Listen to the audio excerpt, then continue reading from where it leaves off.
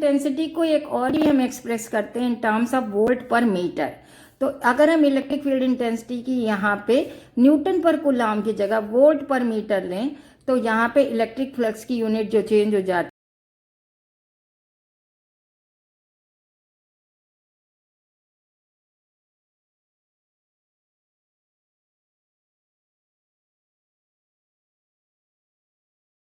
So when angle is changing, electric flux is also changing because it depends on cos theta also.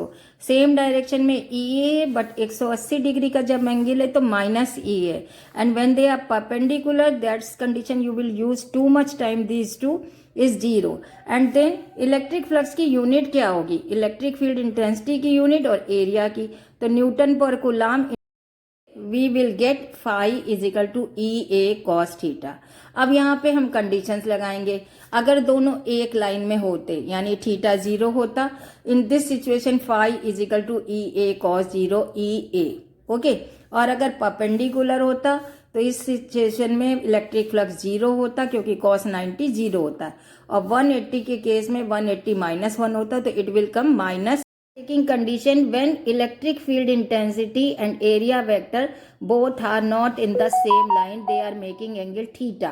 So electric flux, just now I told you E dot dA, phi E is equal to E dA cos theta, क्योंकि दोनों vector का dot product लेते हैं तो दोनों का magnitude into cos theta. E cos theta you can take out and completely integral of dA. Now I am taking in this diagram this complete area is A, but here we are taking very small portion. यहाँ पे हमने बहुत छोटा सा portion लिया है, और इस छोटे से पोर्शन पे जो एरिया डी ए है इन दिस वे, और ए जो इलेक्ट्रिक फील्ड है इसकी डायरेक्शन ये है। ध्यान देना इन दोनों के बीच का एंगल थीटा बन रहा है, कहने का मतलब ई A D A not.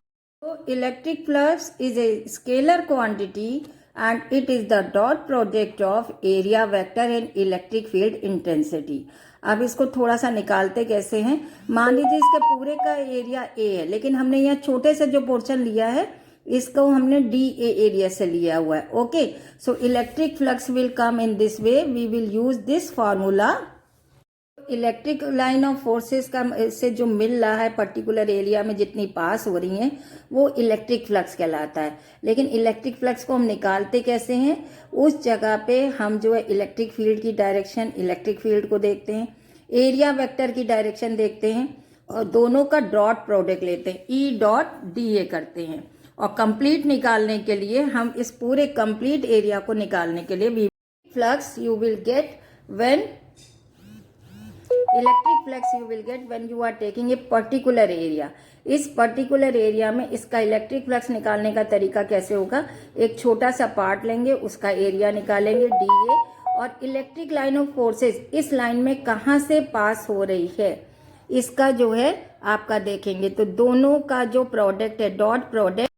We will discuss about electric flux. Electric flux का क्या मतलब होता है कि जहां पे इलेक्ट्रिक लाइन ऑफ फोर्सेस जा रही है उसमें आप एक कोई पर्टिकुलर, जैसे हमने ये एरिया डिफाइन कर लिया, इस पर्टिकुलर एरिया में से कितनी इलेक्ट्रिक लाइन ऑफ जो फोर्सेस है वो पास हो रही हैं, वो जो है आपका वो इलेक्ट्रिक लाइन की वजह से जो मिल रहा है इलेक्ट्रिक फ्लक्स कहलाएगा, equal to your DA upon R square. ये लर्न रखना पड़ेगा, ओके।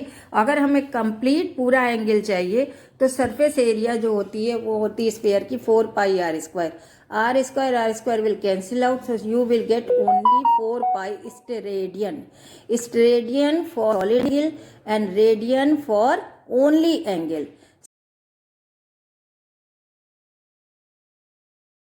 सॉलिड एंगल के लिए expression you can take in this way, when you are taking sphere, तो स्फीयर के सेंटर से आपने ये थोड़ा सा इतना सा पार्ट चुरा लिया, इतना पार्ट जो आपने लिया उसके दोनों उसको मिला के आपने सेंटर से मिलाया, तो ये जो एंगल बन रहा है it is known as your solid angle. ये छोटा सा एंगल इसको डी ओमेगा से रिप्रेजेंट करेंगे, and keep in your mind here we will take d omega किसके बराबर होगा, ये जो हमने एरिया लिया है। और this Gauss's theorem, first we will take area vector when we are taking it means any area that's उसके ऊपर परपेंडिकुलर बनाएंगे, वो परपेंडिकुलर डायरेक्शन में जो हमारे सामने दिख रहा है एरिया उसका परपेंडिकुलर डायरेक्शन उसकी वेक्टर को शो करेगा, इसका एरिया वेक्टर ये होगा. Then after that your solid angle will form in sphere.